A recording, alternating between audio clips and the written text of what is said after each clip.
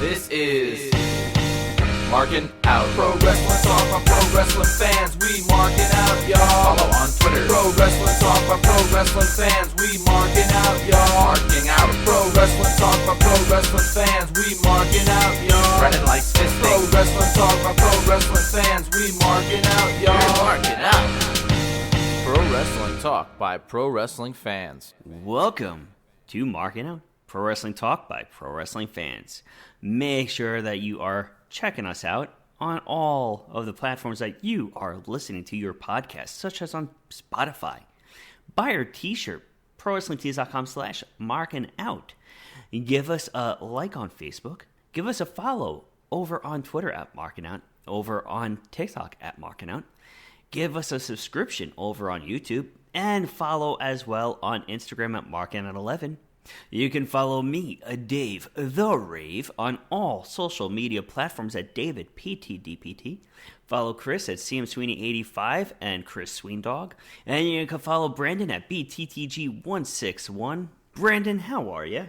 I am doing awesome as always. Do we go through this again? We just had some technical difficulties. We did all this. Yeah. The gist is that our weeks were fine. Yes. Our weeks were absolutely fine. So I guess we might as well get right into the pro wrestling talk and talk about that Monday Night Raw. Yeah. Monday Night Raw kicked off with Rio, who now has merchandise, by the way. They got a t-shirt on WWE Shop. They laid out a challenge to the challenge, and the Judgment Day came out. Liv Morgan ends up saying that she never lost the championship, so it still belongs to her. She gave them two options, one being, I guess, easy way or hard way. I forget exactly what the options were. Bayley interrupted. Lyra interrupted. Bayley said that it's true that it wasn't Liv Morgan to lose the titles, but it was Roxanne Perez who lost the championship. And then she said that she beat Roxanne Perez a few weeks ago, so they deserve a title shot, and they all argued. The Kabuki Warriors showed up. They dragged the champions out. Everyone brawled. The champions got back in. And that set up a triple threat match. We also saw Liv Morgan question Finn Balor as to what he's just doing backstage, playing 2K25, not stepping up, not holding his own in Judgment Day. I don't know if she used the term leader or not, but I don't think she said leader, but she just called him out totally. And what I really liked about this promo was it's something that was totally non-planned.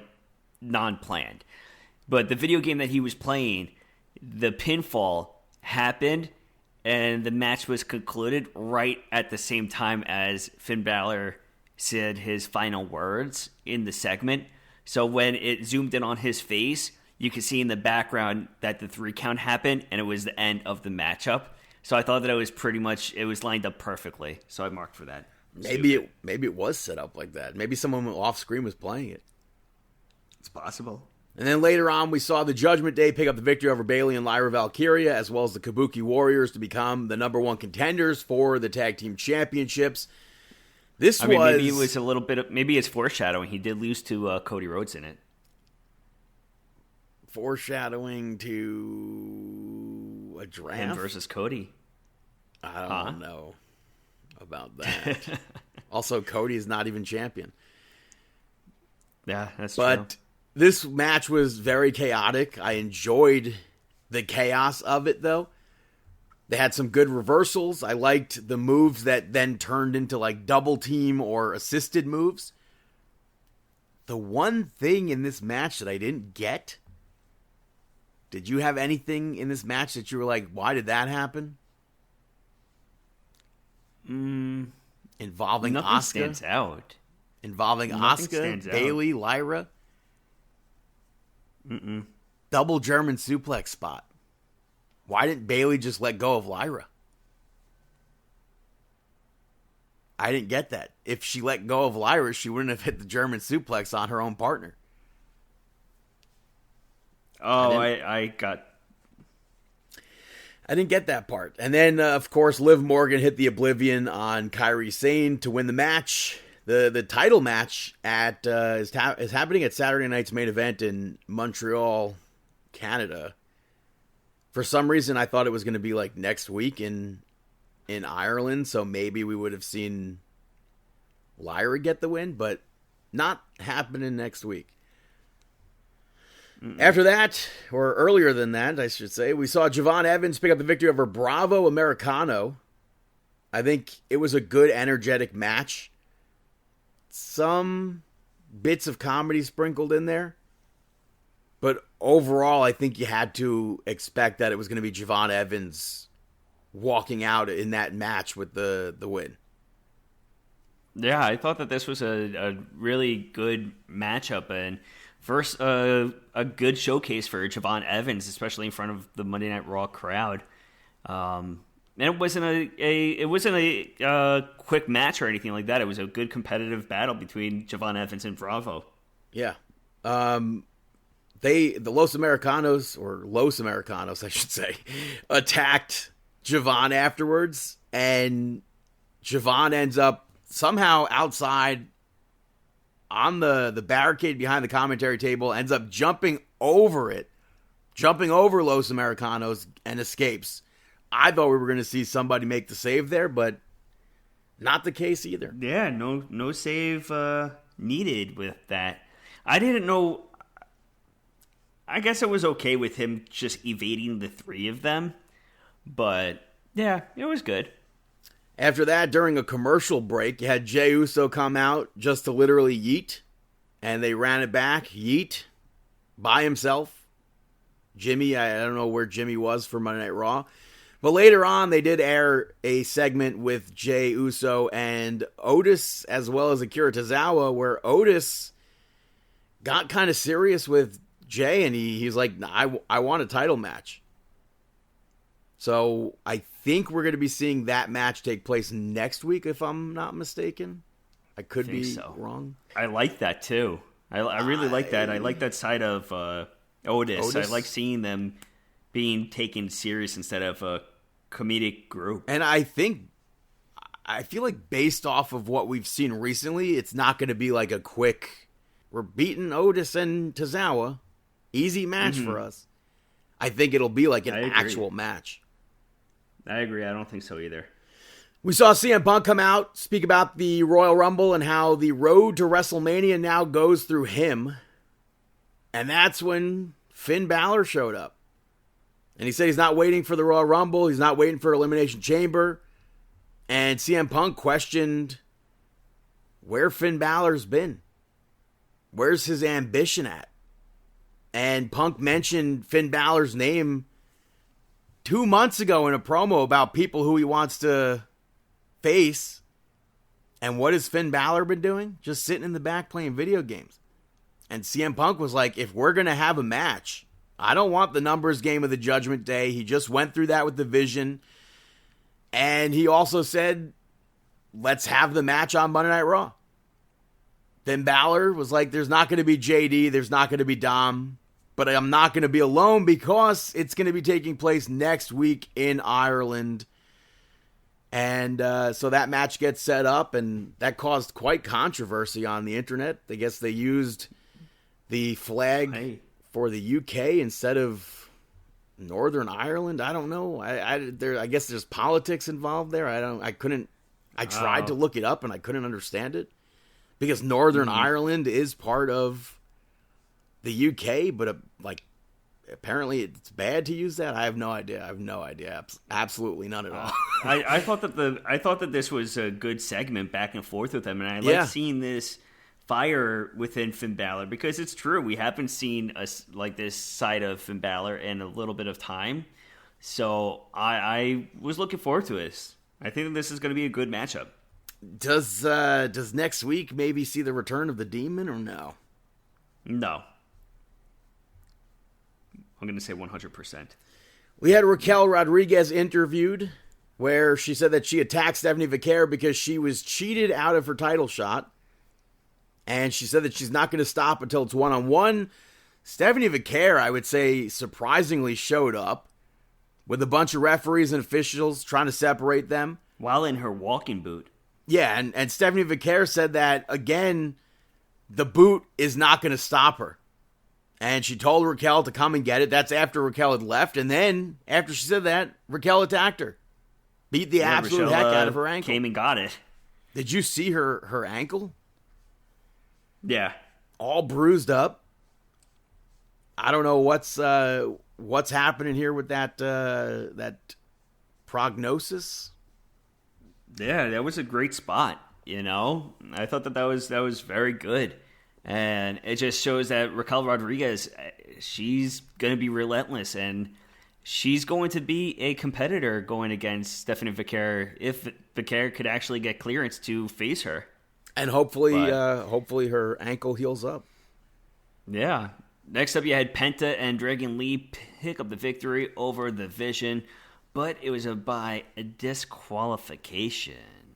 I liked Dragon Lee and Penta as a team, but it almost seemed like they were set up to lose. More specifically, it seemed like Dragon Lee was set up to lose in this match. So the outcome, I'm happy that they did that, because otherwise it would have been Dragon Lee, I'm sure, eating the pin there.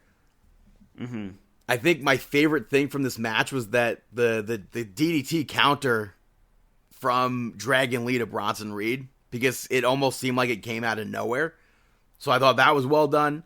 But Logan Paul got involved. He ate a double super kick from Penta and Dragon Lee, and then a dive from Dragon Lee.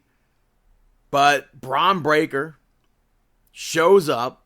That shot that Netflix released of the spear, Braun Breaker speared the absolute heck out of Dragon Lee.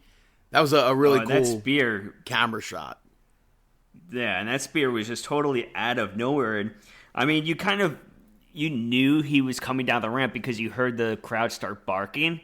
But once he hit that spear, that was an awesome, awesome spear. But did you see the Netflix angle? Yeah, the coming drone down the shot. ramp. Yeah, that was pretty very cool. And then Braun Breaker took out Penta. Dragon Lee somehow got up, and Braun Breaker went to spear Dragon Lee again, but Adam Pearce stepped in. Adam Pearce, should he have even been able to get up? I don't know about that. Nah, I would probably stay down. But it set up for Adam Pearce to get super pissed off at Braun Breaker. Meanwhile, in the ring, when Adam Pearce is yelling at Braun Breaker, Bronson Reed set up for a tsunami and rocks Penta with the tsunami. And then Adam Pearce was just like absolutely fed up, because he gets into the ring, starts to deal with the tsunami. The aftermath of that, Braun Breaker gets in the ring, spears Dragon Lee. And Adam Pearce ripped Braun Breaker, I guess, away from everything and towards him.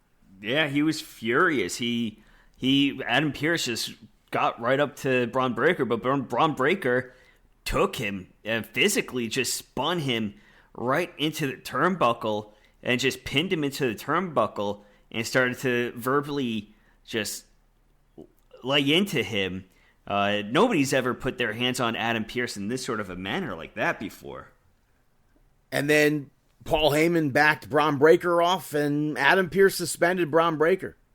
And Paul Heyman was like, you made a very big mistake because you put your hands on him first.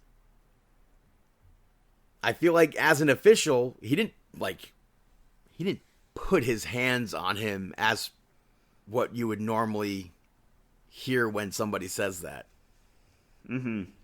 He didn't slap him, he didn't punch him, he didn't knock Braun Breaker down or anything like that. He was breaking up something that wasn't right. Yeah, but hey, Paul Heyman, you got to expect him to defend. And we'll see where that leads that was a to. good spot. Is that going to lead to Adam Pearce lacing him up again? I don't know. I mean, I think we're going to see... I think that Braun Breaker is going to be off of TV until Royal Rumble, and then that's when he makes his return and wins. I think that's what this is setting up for. But next up, the main event of the evening, you had Gunther pick up the victory over AJ Styles. And this was very controversial, but we'll get to the controversy. Overall, solid match. What was controversy? Well, the end of it. All right, I could go right into the end of it. Okay, if you want. yes. I'm like trying to remember. I was like, what part of this was controversial? If you want, I could. Usually I go right to the end of the matches, and then Brandon fast backtracks to the start of the match for every little bit of it. I mean, this was a good match. It really, this was a very good match, and I liked everything that they did in this. Like, Gunther at one point dropped AJ Styles on the apron and tried it again, but AJ he stood up and kicked Gunther. I thought he was going to be able to hit it twice, but I like that reversal from AJ. The springboard Harlem hangover, I don't know if you would call it that, the 360 leg drop to Gunther's knee. I don't know when the last time we saw AJ Styles do that. I don't know if we've ever seen AJ Styles do that. But AJ Styles, sure. that worked in his favor. He kept working on Gunther's knee because he multiple times, I think like 3 or 4 times, was locking him in that calf crusher. And the controversy that you were alluding to, AJ Styles saw Gunther tap out. The referee said absolutely not. And when the referee was dealing with the announcer, awful. Gunther low-blowed AJ Styles behind his back. He powerbombed him, got the victory, and then they played the replay, and you see that Gunther did, in fact, tap out, but that's on AJ Styles because there's no possible way the referee would have been able to see that. Yeah, I mean, you can say all that you want, but for the first time, the tap out was actually legit in an area that the referee actually could not have seen the tap out. I mean, it was on the far side where he was tapping his leg, and that's on AJ to let go of the hold. You know, I would have been like, referee, come over here, check it out. He's tapping out.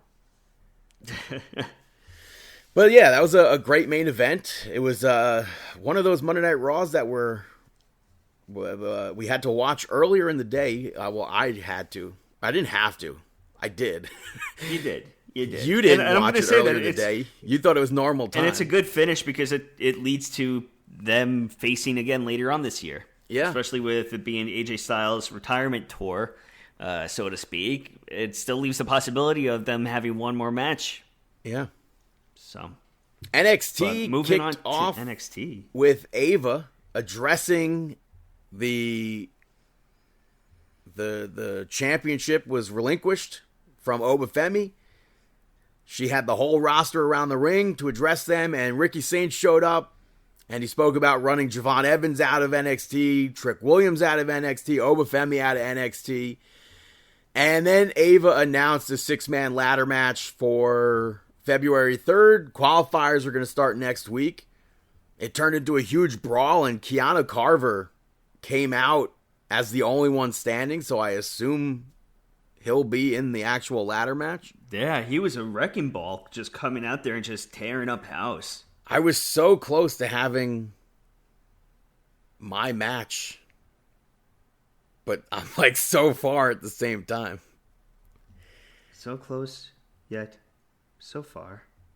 I think it would have been a cool matchup where you have a bunch of people, basically like a 4 corners match, and you have to stand on the stand outside the ring on a platform of sorts to get the official move on to the next round, I should say.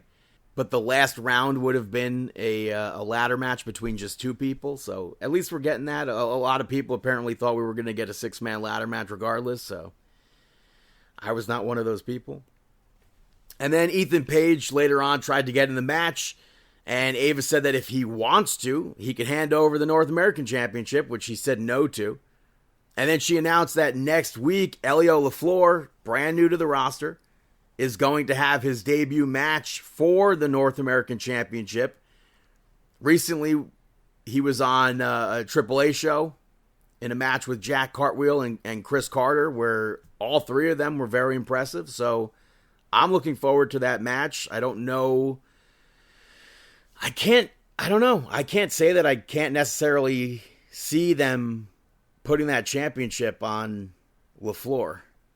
It should be interesting to see what they do in that debut match, because if you want to make a big splash with him and you want to make him into a huge deal, what better way than make him the North America champion right off the bat?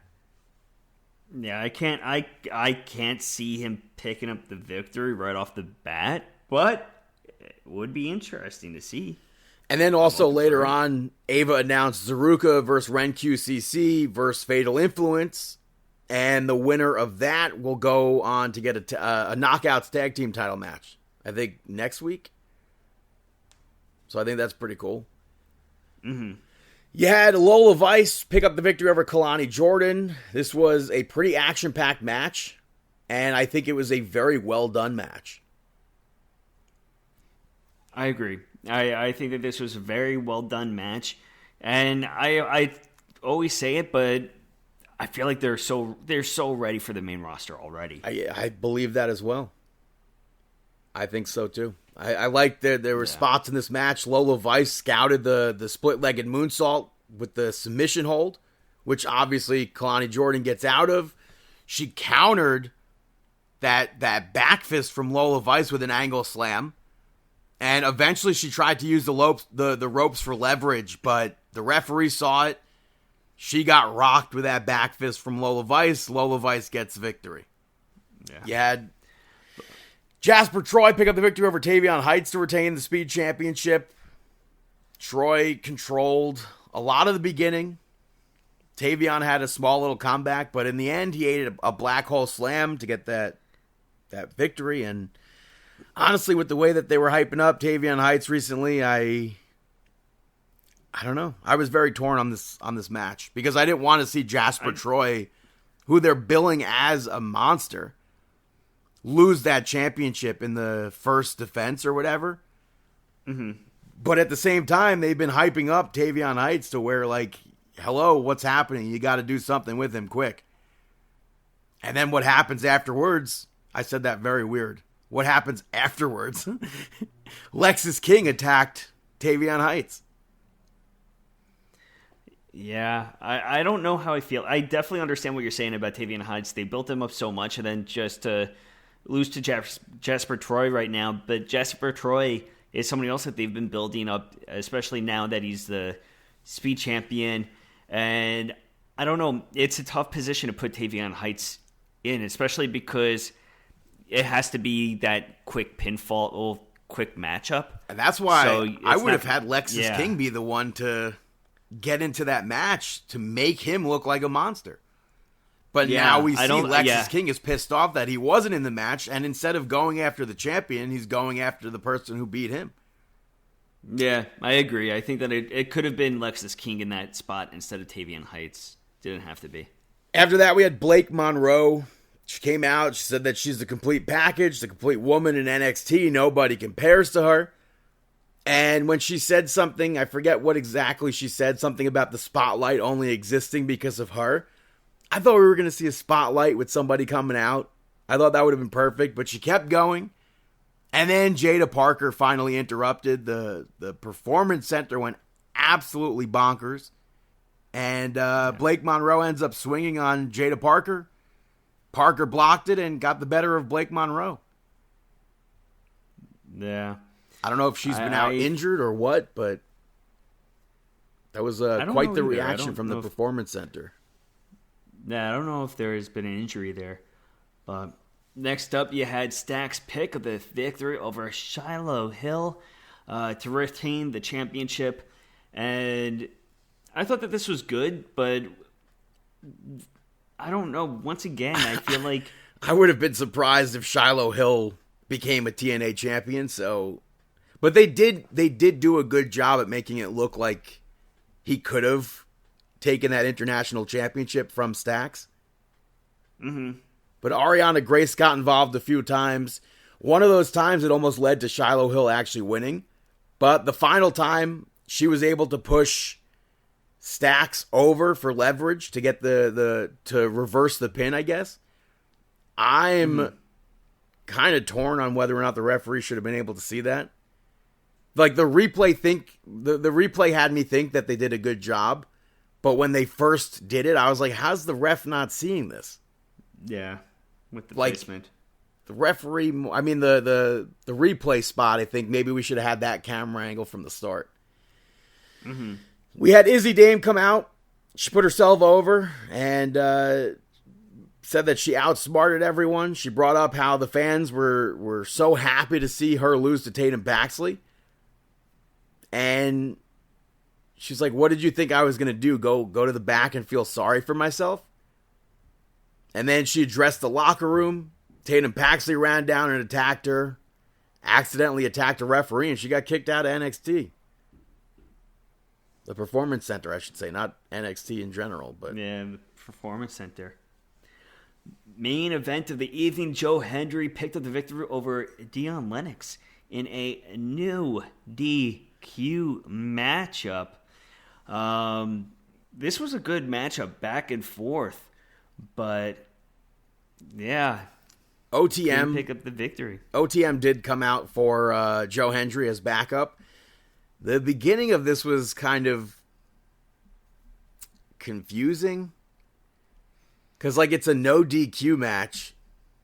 There were hardly any no DQ sort of spots for a while. Mm-hmm. Finally, Sugars got a chair involved, but Joe Hendry was able to send Dion Lennox into it.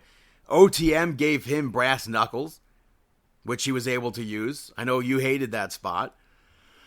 Yeah, but I didn't like it because, like, I know you're going to say that he didn't get all of it, but I mean, that's the story you have to tell. Like, that's how you have to make it. I know you have sense. You have to say it that way because it's. I mean, we seen every time we've seen a brass knuck spot. I mean, look at William Regal and stuff. That's it. You know, I feel like he shouldn't have kicked out after the brass knucks. But Darkstay got involved. OTM got involved. Lennox speared Joe Hendry through a table. But he went to use a chair again. Tony D'Angelo showed up. He put him down. He helped Joe Hendry up and then put him down. And then dragged Joe Hendry onto Dion Lennox to get that victory. What's happening here? Who knows what the hell's happening with Tony D'Angelo? Ava brought out security and Tony took them out. I don't know. Is he going to be one of those people in that ladder match? I have no idea. Is he the next champion? He was the one left staring. I don't even think they mentioned it, that he was the one staring at the title after Oba gave it up. Yeah, he was in that crowd staring it down. But I don't think they mentioned that this week. I don't recall that at all. I'm not sure, but he's definitely putting himself out there. I would assume that he is going to be going after that championship now, and I guess he's got to be involved in it. Also, my match had two former champions, if I'm not mistaken, I wrote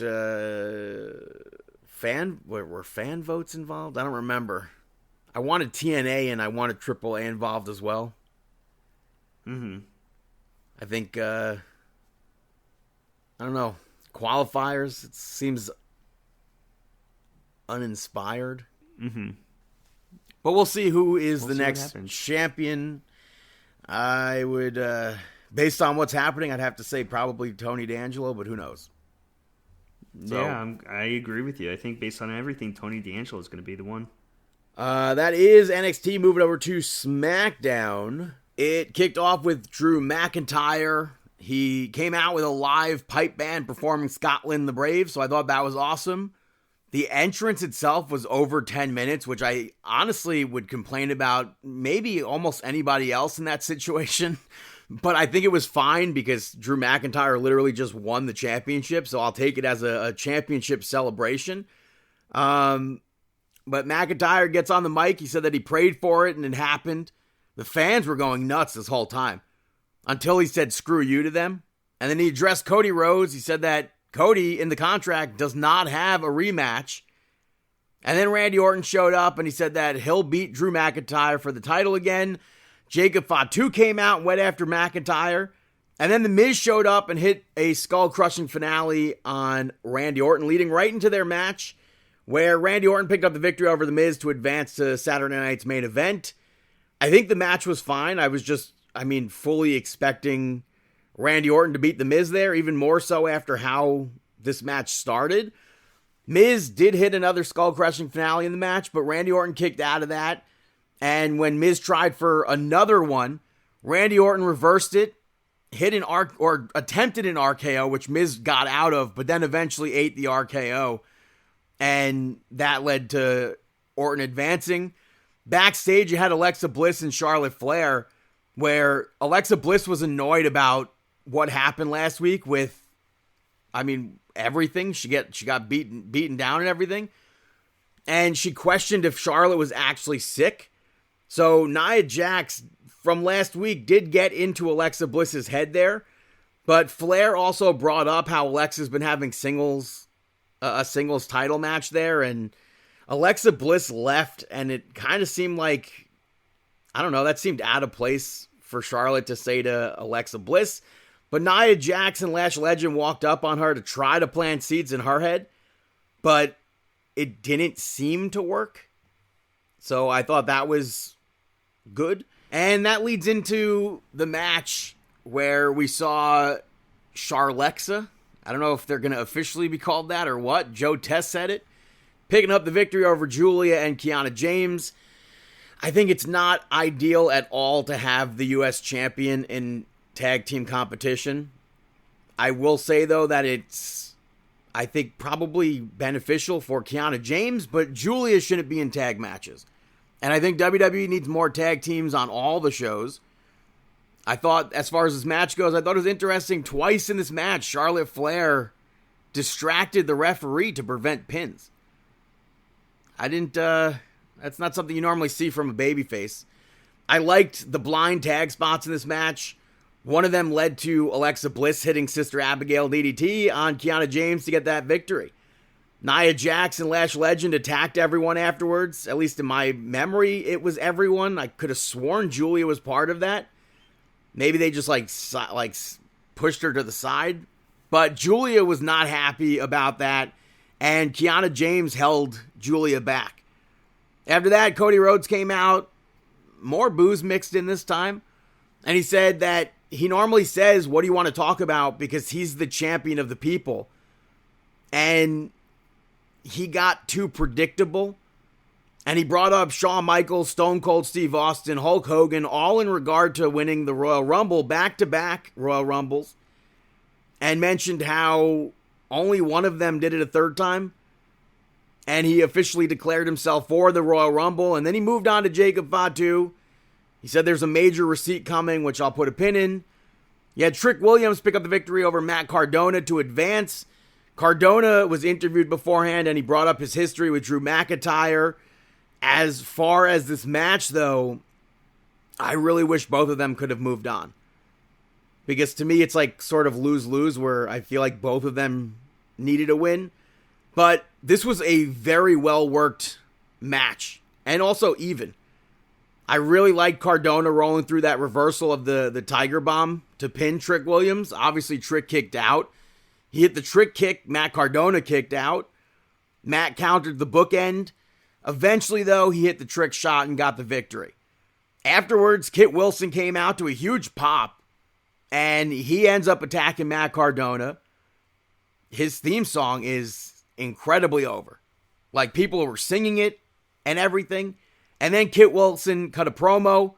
Jacob Fatu attacked him, and he called out Cody Rhodes. And then Cody came out, full outfit change. They brawled. That gets set up a match for Saturday night's main event. You had Damian Priest pick up the victory over Solo Sikoa to advance. Solo came out with that lantern from the Wyatts. And he did that, like, the Bray Wyatt twirl. And blew out the lantern as well. And I liked that aspect.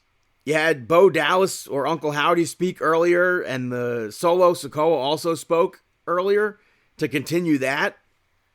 But the match, they had some good hard-hitting spots. The MFT prevented Damian Priest from doing some things in this, and also attacked Damian Priest. The referee at one point didn't see Tala Tonga attack anybody, but he kicked him out from ringside when he saw Damian Priest got crotched on the top rope. Damian Priest, though, was able to hit a razor's edge off the middle rope. Tama Tonga distracted the referee. Tonga Loa distracted Damian Priest. Solo, for a small time, was able to take over there, and Damian Priest eventually kicks out of the Uso splash. And then when Solo Sikoa signaled for that Samoan spike, the lights went out. And the Wyatts were behind the MFT. They all brawled.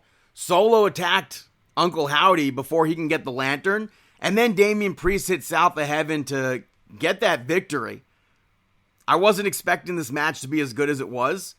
And Uncle Howdy ends up getting that lantern. Tala Tonga showed up again, took him out. Solo left with that lantern. And that sets up a tag team title match for next week. And then we had the U.S. Open Challenge, where Carmelo Hayes picked up the victory over TNA X Division champion Leon Slater to retain the U.S. Championship. Awesome to see Leon Slater in that spot. And this was a very, very, very good match. Probably the best match on SmackDown. It also kind of sucks that this did more to spotlight the X Division than Impact was able to do.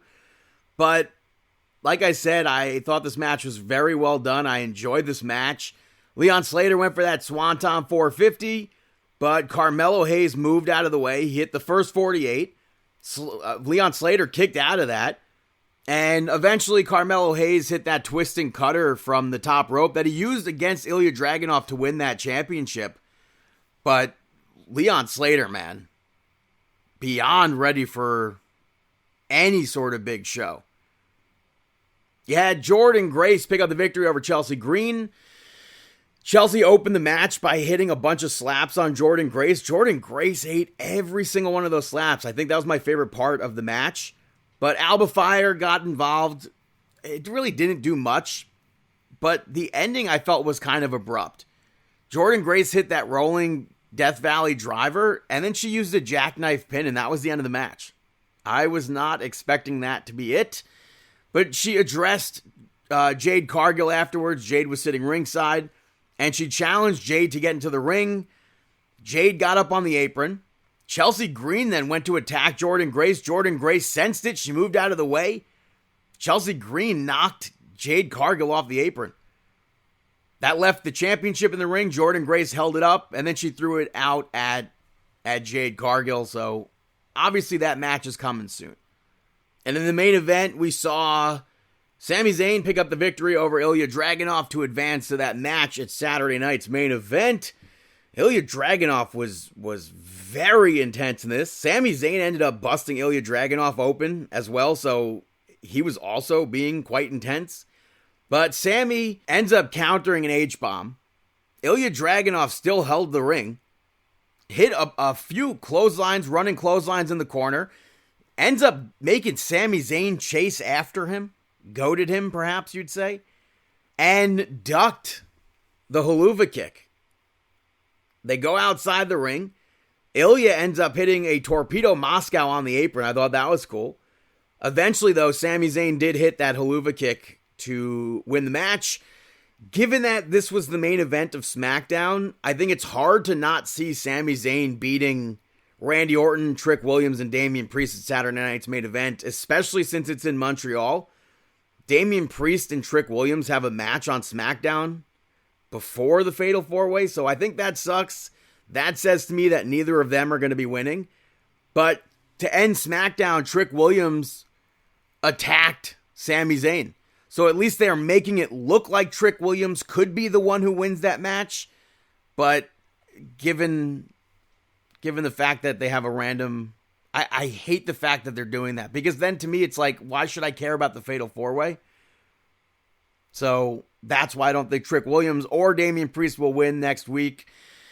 But that was SmackDown. I'm going to take a quick little break, and I'll be right back here on Markin Out. It's the most professional wrestler, TNA star, and proud member of the system, Brian Myerson. You're listening to Markin Out. Welcome back, ladies and gentlemen, to Markin Out, episode 780. For the first time in a very, very long time, I'll be covering TNA Impact. They had their premiere episode on AMC this week. It kicked off with AJ Styles, and he came out to get ready to fly, which was awesome. He had a stare down later on with Frankie Kazarian. Looked down at the championship. He also spoke to Mike Santana. that was what AJ Styles did on this premiere episode. It was, I guess maybe even less than what he did on Slammiversary. But still, it was cool to see AJ Styles on TNA Impact. The first match was the Hardy Boys teaming up with Elijah to pick up the victory over Order 4. The Hardys had Justin Lyons, who is MGK's guitarist, perform their theme song live, so I thought that was pretty cool. It at least helped make this show feel like it was a bigger show. I liked Elijah doing that superplex off of Mustafa Ali. To Mustafa Ali, off of Jason Hotch and John Schuyler's backs. I thought that was cool. Tasha Steelz got involved, and Jeff Hardy sent Mustafa Ali into her, and then Matt hit a twist of fate to both her and Mustafa Ali while she was on Ali's back, and I thought that was really cool. They get the victory. Agent Zero takes them down afterwards. And then the Righteous came out. Mustafa Ali made them leave. The Righteous picked the Hardy Boys up and then put them down. Vincent chained Jeff Hardy by his ear to the ropes, which is always disgusting to see somebody do something with his earlobe like that. But it pushes Jeff Hardy, Matt Hardy versus the Righteous. They showed off some celebrities in the crowd. Candice Michelle was there. I thought that was pretty cool.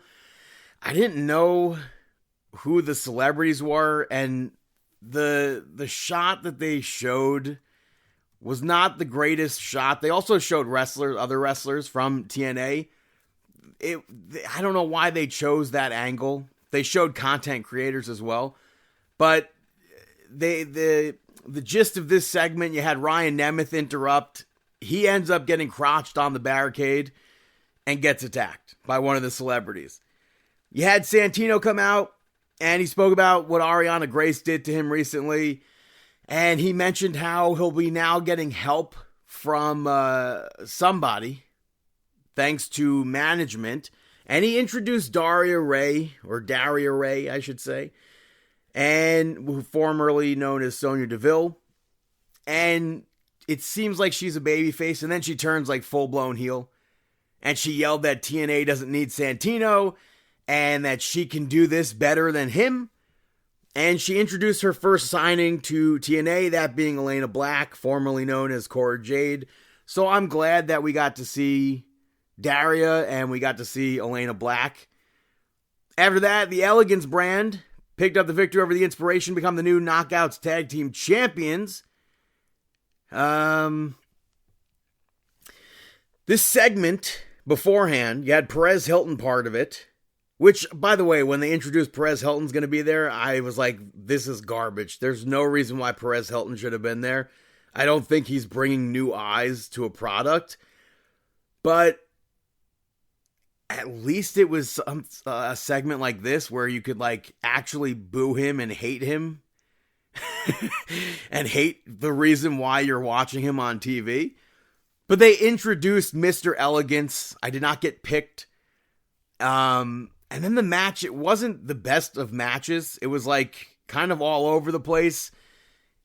You had Mr. Elegance get involved. He cost the Inspiration their match. They're apparently done with TNA. I hope they find themselves in WWE.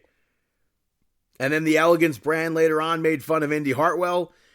I don't know if that's going to lead to her getting a tag team partner or what, but we'll see what happens there. You had Lei Ying Lee come out with Xia Brookside. Santino announced that Danny Luna can't compete at Genesis because of visa issues, which leaves an open challenge spot for Genesis. And that's when Zaruka showed up. And Sol Ruka sounded like she was about to step up and challenge for that Knockouts Championship. And then she takes a step back and pushes Zarya into that spotlight. And she's like, Zarya should be the one to answer this challenge. Zarya signs for the match. So I thought that was pretty cool because we've seen on NXT, all it's been is Sol Ruka, Sol Ruka, Sol Ruka. And then the main event saw Mike Santana pick up the victory over Kazarian to become the new TNA champion. You had Dixie Carter there. She was heavily booed, which kind of sucks because I feel like if this was 10 years ago, I would 100% understand that.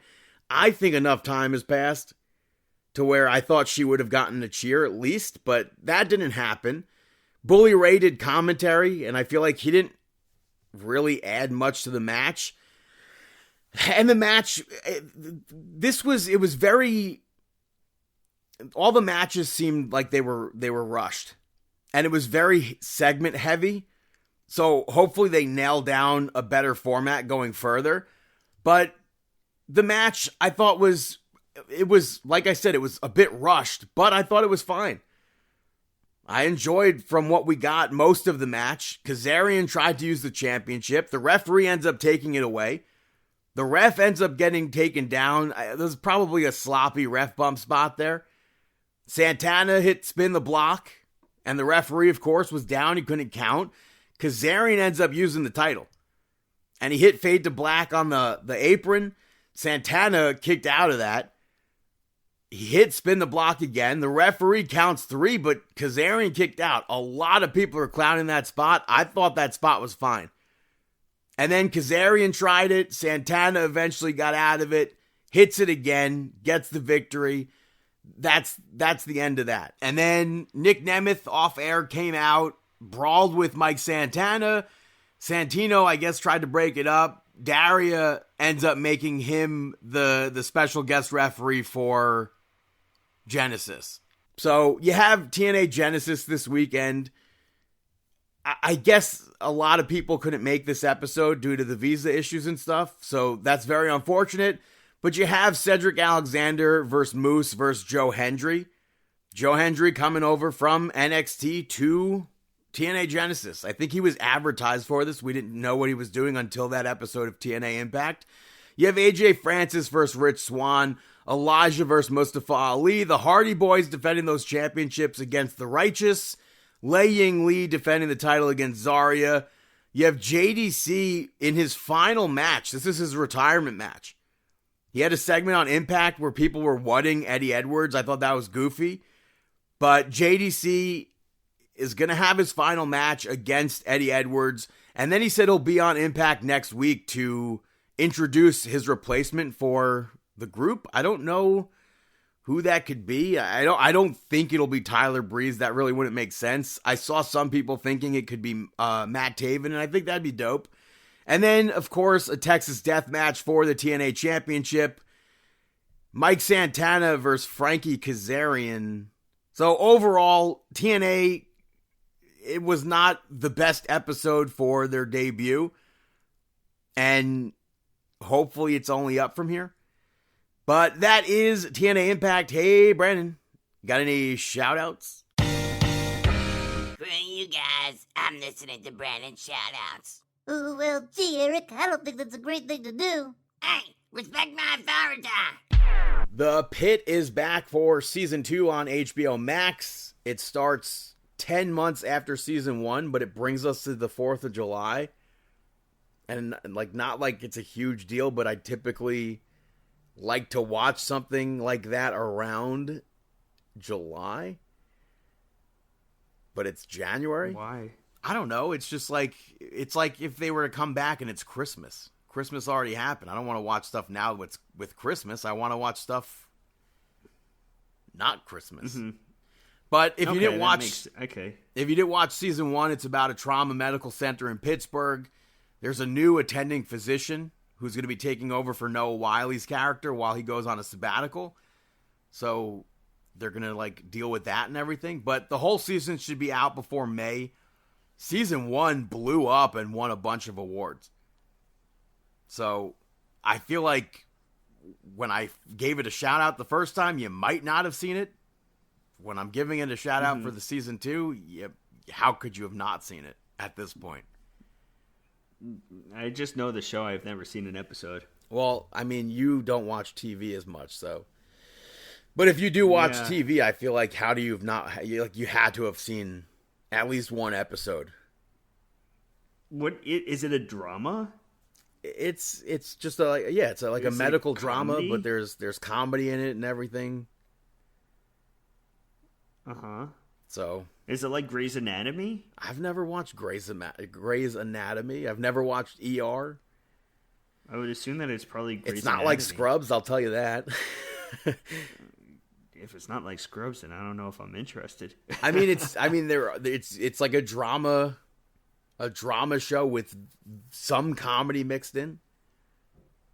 Uh-huh. There are spots where you can laugh at, but predominantly it's a medical drama. Oh. Yeah. My next shout out goes to people we meet on vacation. Did you hear anything about this? I was going to watch it. Because I thought Should I watch it? I thought when I was going to give a shout out that nobody was going to be talking about this. It's new on Netflix, based on a novel by the same name. I think it's a good rom-com. And it's like the internet like blew up over this movie. I didn't expect that to happen. But a guy and a girl meet, going to the same college, they become friends, they go on a yearly trip together. Ups and downs of a relationship, of a friendship. They have a falling out, and then they reconnect at his brother's wedding. Emily Bader and Tom Blythe star in it. Lucas Gage, Jamila Jamil, Alan Ruck, Molly Shannon are also in it. By the way, I think the funniest scene that they had in the movie was with Alan and Molly. But this is like I said, it's a good rom-com. This is if you want to watch a romantic comedy movie, this is like the genre. This is like the Yeah, I was Blueprint, going I should to say. check it out because it seemed pretty funny and interesting. yeah, I enjoyed it. So check that out All right, on Netflix. I'll check it out. Speaking of Netflix, boy, did they piss some people off this week, huh? Well, yeah, that documentary. One Last Adventure, The Making of Stranger Things Season 5, was quite possibly one of the worst documentaries I've ever watched. So this is unfortunately an anti-shout-out. I think it was cool to see some of the behind-the-scenes things from this season. But it just... I'm a huge fan of documentaries, and this just came off as sloppy and disappointing. And it left more people being like, wait a minute, here's more conformity gate clues. Yeah, I mean, why put out a documentary where you actually say that you started recording with I think that might also be normal for TV shows. So I'm not 100% sure, but I think that a lot of TV shows do that. But at the same time, they had how many years in between? So it's like that part is weird. But like I've said, I liked this past season. I think it was my favorite season. I liked the ending. I wasn't expecting a 9th episode, but this was just it was a mess. It was not good. Yeah, I mean, then you had the person. I never even. What was it? What were they saying? Demogorgons, Demodogs. No. Yeah, what were they saying? Demo fever? No. I don't remember.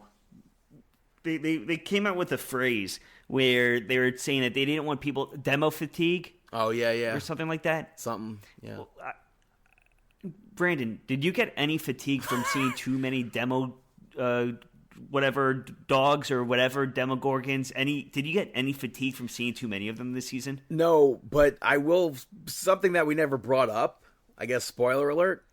I really liked that when they redid the Jurassic Park scene with the Demogorgons. Yeah. I will put that over. But yeah, I don't know. There was a bunch of stuff in that documentary that really didn't make sense. It didn't really add to the fact that it almost felt like a parody of a documentary without being a parody of a documentary. The fact that one of the writers said like it's like that it's weird to not be in an abyss and not have any demogorgons or anything like that, and them just totally dismiss the guy. I'm like, no, that it doesn't make sense for them not to be like they disappeared. I do think it's hilarious that people stayed up to watch this and instant disappointment. Yeah, and I think it's hilarious that, like you said, people are still coming out with. I guess now I saw something about the 21st of the month. I saw something with a I don't Back know. to the Future gimmick. I don't know. People Yeah, thought they were people using are starting- ChatGPT and Reddit to use to write the script. I don't know if that's necessarily true, but Yeah, let it go. The season's done. It's over. maybe 11 it's not. lives. Who knows? Maybe there are people. I saw people 11 saying there's lives. actually 3 more episodes. I don't know. 3 more episodes. Okay. I mean, jeez. I don't know. At this rate, they might as well just start to put together whatever they got and just put together one more thing. I liked the season. know. The documentary, though, not so much. But Yeah, I'm those not watching are it. my shout-outs. Now it's time for our...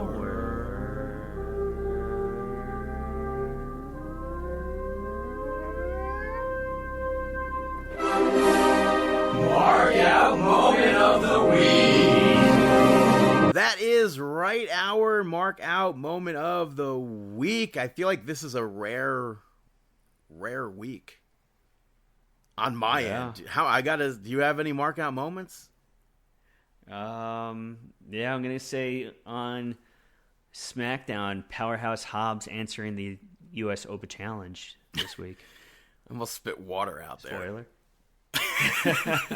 I mean, that it's a possibility. Do I necessarily see that happening? I don't, but I think, and I wouldn't want that to happen because I wouldn't want Carmelo Hayes to lose the title just yet. But at the same time, I think it would be hilarious if Powerhouse Hobbs somehow made it onto SmackDown because he is technically still Yeah. a champion in AEW. That would be incredible. That would be kind of who did that? Was it Rick Rude? Rick Rude was not a champion. No, not a champion, but who appeared on He appeared on the same both night? nights. That was Lex that'd be Luger pretty appeared the wild. night after, I think. Yeah, and I think Kurt Angle the night after. But yeah, that would be something else. I mean, you have the Rascals going to AEW. I mean, a lot of have people got Powerhouse. signed to AEW. I have zero faith when someone says such and such got signed to AEW. I have zero faith because I've seen it. It happens. It's like clockwork. Like even with Andrade, they literally copy and pasted the same thing with his last return to AEW when he wasn't technically allowed to be there. It's like it's just clockwork. It's the same thing over and over again. Where's Ace Austin been? I thought they were gonna do big things with the brothers, the Gun Brothers, the Gun Club, Bang Bang Scissor Gang. I forget what the name is currently. Juice Robinson. Obviously, Jay White's out injured still, unfortunately. But it's like people get signed over there and they just sit there doing nothing. So I don't have faith in the Rascals. I don't have faith over there. But we'll see what happens with that. But I will say that I marked out because on last week's episode of Hell's Kitchen, Big E again was on it. So I have to assume they filmed this the same night that they filmed the other part. But he was just the celebrity that was at the chef's table in the kitchen. So I thought that was pretty cool to see that. Mm-hmm. But yeah, that's really all I marked out over. We could speculate and everything. We'll speak about TNA's debut taking place this week Yeah. as well, which is going to be pretty big. So I'm sure that there's going to be a lot of exciting things happening over there to talk about. Yeah, so those are the Mark Out Moments of the Week. That is episode 780. Thank you so much for tuning in. You can follow us on Twitter at Markin Out, at BTTG161 on all platforms, at Chris Sweendog, CM Sweeney85, David PTDPT, Facebook.com/Markin Out, YouTube and Instagram are Markin Out 11, ProWrestlingTees.com/Markin Out if you'd like to purchase some merchandise. At Markin Out on TikTok. You can rate, review, subscribe on Apple Podcasts, Amazon Podcasts, Spotify Podcasts, iHeartRadio, YouTube, markinout.com, and we wish you